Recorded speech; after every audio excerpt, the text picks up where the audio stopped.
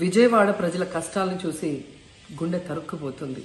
చిన్నపిల్లలు, మహిళలు, వృద్ధులు ఈ వరదల బారిన పడి ఎంత నరకం అనుభవిస్తున్నారో వారి మాటలు వింటుంటేనే మనకు అర్థమవుతుంది. కనీసం చిన్నపిల్లలకి పాలు అందటం లేదు, రోజుల తడబడి తాగేదానికి నీళ్లు అందటం లేదు. ఈరోజు ఎంతమంది వరదల్లో కొట్టుకుపోయారో అర్థం కాని పరిస్థితుల్లో అందరూ కూడా బాధపడుతూ ఏడుస్తూ ఉన్నారు. నిజంగా ప్రజలు ఇన్ని కష్టాలు పడటానికి, ఇంతమంది ప్రాణాలు పోవటానికి ఈ రాష్ట్ర ప్రభుత్వం కారణం కాదని నేను అడుగుతున్నాను. ముఖ్యంగా మంత్రుల విహారయాత్రలు, హాలిడేస్ ఎంజాయ్ చేయడంలో ఉన్న చిత్తశుద్ధి రాష్ట్ర ప్రజల మీద లేదు అని నేను గట్టిగా చెప్పగలను. ఇదేదో నేను విమర్శించడానికి చెప్పటం లేదు. 28వ తేదీనే 30వ తేదీలో వర్షాలు రాబోతున్నాయని చెప్పి వాతావరణం సమాచారం ఇవ్వటం జరిగింది ప్రభుత్వానికి. అయినా కూడా ముఖ్యమంత్రి గాని, మంత్రులు గాని ఎటువంటి సమీక్షలు చేయకుండా, ప్రజల్ని అప్రమత్తం చేయకుండా నిర్లక్ష్యం వహించడం వల్లే ఈరోజు ఇన్ని లక్షల మంది వరద నీళ్ళల్లో మునిగిపోయారు. ఇంతమంది ప్రాణాలు పోగొట్టుకున్నారు. ఎంతమంది తిండి లేక, కరెంటు లేక, తాగునీళ్లు లేక, పసిబిడ్డలకి పాలు లేక ఎంత అవస్థలు పడుతున్నారో మనం అందరం కూడా గమనిస్తున్నాం. చంద్రబాబు నాయుడు గారి ఇంటికి 3 కిలోమీటర్ల దూరంలోనే ఇంత పెద్ద విపత్తు జరిగినా ప్రజల్ని కాపాడలేకపోయారు అంటే ఇది రాష్ట్ర ప్రభుత్వం, రాష్ట్ర ముఖ్యమంత్రి వైఫల్యం కాదని నేను అడుగుతున్నా. ఈరోజు కరకట్టు మీదున్న అక్రమ కట్టడాలని కాపాడటం కోసమే విజయవాడని, ప్రజల్ని ముంచేశారు అనటంలో నిజం లేదా అని నేను అడుగుతున్నా. గంట ముందు ప్రజలకు చెప్పినా వాళ్ళు ముంపు బారిన పడేవారు కాదు. వాళ్ళని అప్రమత్తం చేసి ఒక సేఫ్ అయిన ప్లేస్ కి పంపించున్నా ఈరోజు ఇన్ని లక్షల మంది, దాదాపుగా 3 లక్షల మందికి పైగా 4 రోజుల పాటు కరెంటు లేకుండా, తిండి లేకుండా, చిన్న బిడ్డలకి పాలు లేకుండా ఈ విధంగా నీళ్లలో మునిగి అవస్థలు పడాల్సిన అవసరం లేదు. దురదృష్టం ఏంటంటే ఈ రాష్ట్ర ముఖ్యమంత్రి నుంచి మంత్రుల వరకు ఎప్పుడు ఫ్రైడే వస్తుందా, ఎప్పుడు హైదరాబాద్కి వెళ్దామా, లేదా ఎప్పుడు విహారయాత్రలకు వెళ్దామా అని ప్లాన్ చేసుకోవడంలోనే చిత్తశుద్ధిగా ఉన్నారనేది ఈ 5 రోజులు మీరు చూస్తే మీకే అర్థమవుతుంది. 30వ తేదీ భారీ వర్షాలు వస్తాయని ముఖ్యమంత్రి గారికి, మంత్రులకి 28వ తేదీనే వాతావరణ శాఖ సమాచారం అందించినా ఎటువంటి సమీక్షలు లేదు, ఎటువంటి ముందస్తు జాగ్రత్తలు లేదు, ప్రజల్ని కాపాడాలన్న చిత్తశుద్ధి లేదు అనేది స్పష్టంగా అర్థమవుతుంది. ఎందుకంటే ఈ రోజుటి వరకు 4-5 రోజులు ప్రజలకి తిండి అందించడంలో ఈ ప్రభుత్వం విఫలమైంది. కనీసం ఇది జరిగినప్పుడు సీఎం గారు పనిచేయట్లేదు, వయసు అయిపోయింది.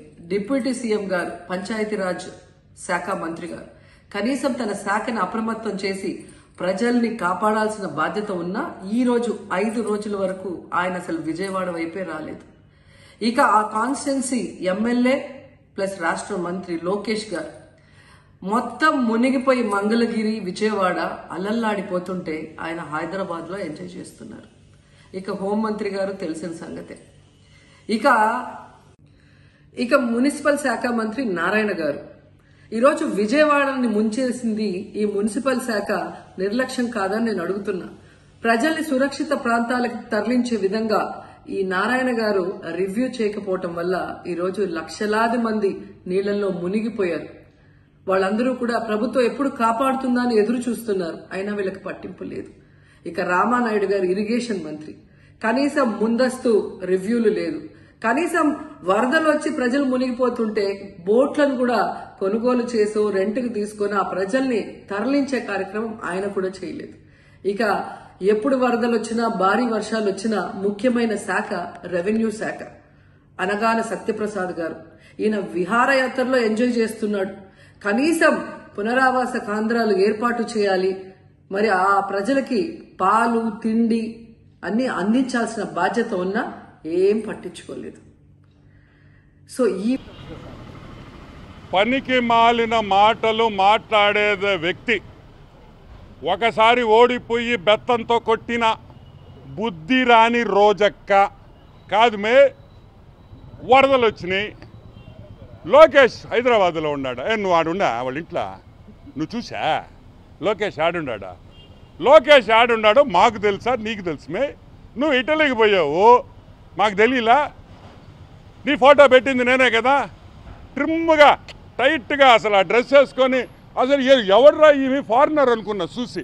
రోజెక్క ఇటలీలో, నువ్వు మాత్రం ఇటలీకి పోవచ్చు, కాన్స్టిట్యువెన్సీని వదిలేయచ్చు. కాన్స్టిట్యువెన్సీలో అడుగులో పెట్టు, మీ కార్యకర్తలకు ఏమవుతుంది ఏమన్నా పట్టించుకున్నామే. నువ్వు మళ్ళీ మమ్మల్ని ప్రశ్నించడం. 24 గంటలు ఆడ పని చేస్తున్నారు. మీ వాడు వచ్చాడు, గేట్లు అన్నాడు, ఆ ఫ్లడ్ అన్నాడు, ఆ కాగితం సరిగ్గా కాదు. మీరు నువ్వు జగన్మోహన్ రెడ్డిని పంపిస్తావు, ఏం చేయాలా? ఆ కాగితం ఇచ్చి చదివించాలి, 15 సార్లు చదివించండి, అదన్నా కరెక్ట్గా చెప్తాడు.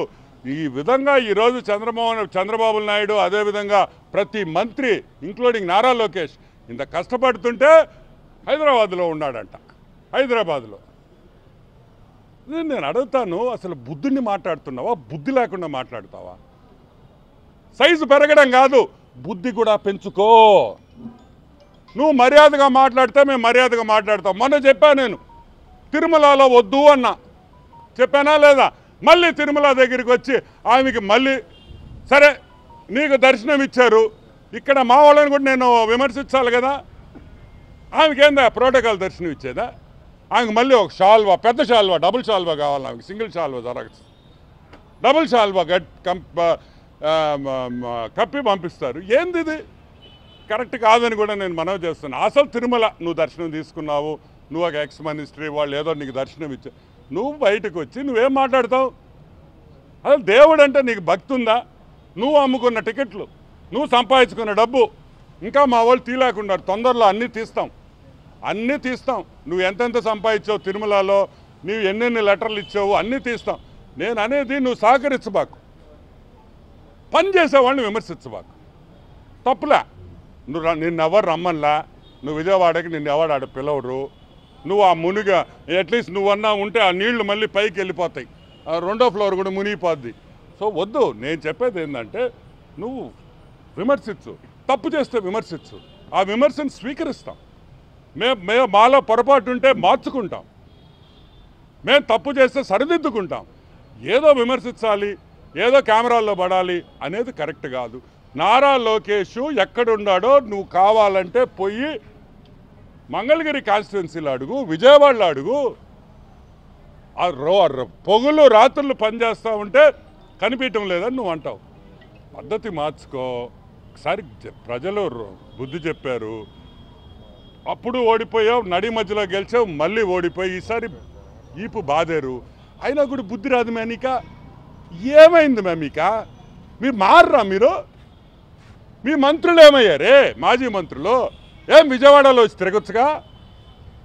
మీ రజనీ ఏమైంది? పెద్ద మాటలు మాట్లాడే మీ మంత్రులు కదా. మీ బొత్స బాబాయ్ ఏమయ్యాడు? ఆడి స్కామే ఇప్పుడు మాట్లాడింది, బొత్స బాబాయ్ గడి స్కాము.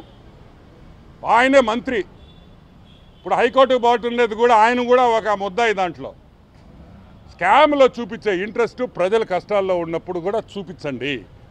రండి, మీరు అపోజిషన్లో ఉంటే దూరంగా ఉండకూడదు, కష్టపడండి, చేతులు కలిపి ప్రజలకు సాయం చేస్తాం. అంతేగాని ఆడ కూర్చొని ఏసీలో కూర్చొని మేకప్ వేసుకొని మాట్లాడడం కాదు, మాకు తెలుసు.